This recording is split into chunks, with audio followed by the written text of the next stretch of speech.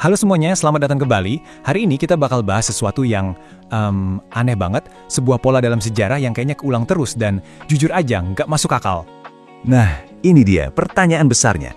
Coba bayangin, peradaban yang paling kaya, paling maju, paling berkuasa, tiba-tiba aja bisa runtuh di tangan sekelompok orang yang dianggap nggak ada apa-apanya. Gimana ceritanya coba? Oke, kita mulai dari Tiongkok kuno. Dulu itu ada banyak negara-negara besar dan canggih. Nah, di pinggiran ada satu negara namanya Qin. Semua negara besar itu ngelihat Qin cuma sebagai sekelompok orang gunung yang nggak beradab.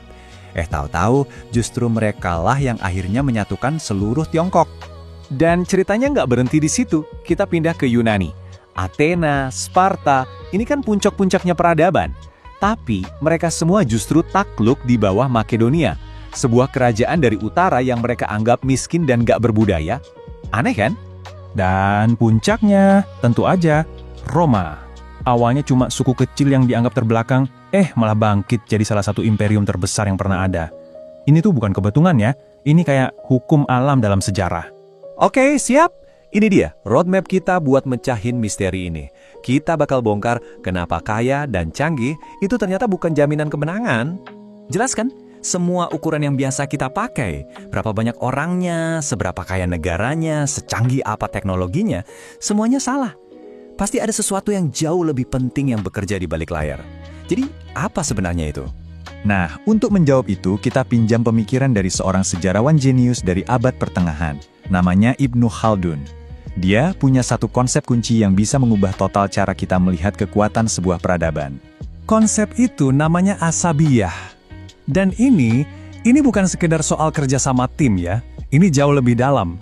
Bayangin aja sebuah ikatan yang bikin satu kelompok itu jadi kayak satu keluarga raksasa. Rela berkorban satu sama lain.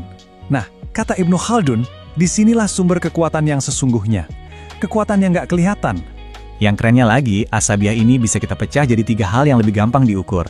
Pertama, energi, semangat buat kerja keras. Kedua, keterbukaan, mau belajar dan beradaptasi. Dan ketiga, kekompakan, solidaritas yang kuat. 3 hal ini yang jadi penentu menang atau kalahnya. Dan disinilah letak ironi terbesarnya. Lihat deh, kelompok yang terpinggirkan, karena hidupnya susah, mereka terpaksa jadi punya energi tinggi, mau belajar hal baru, dan super kompak. Sebaliknya, imperium yang udah mapan, karena keenakan hidup, mereka jadi korup, sombong, dan sibuk sama urusan masing-masing. Kekuatan mereka justru jadi kelemahan. Oke, sekarang kita masuk ke babak berikutnya. Seiring berjalannya waktu, permainan di dalam sebuah imperium itu berubah total.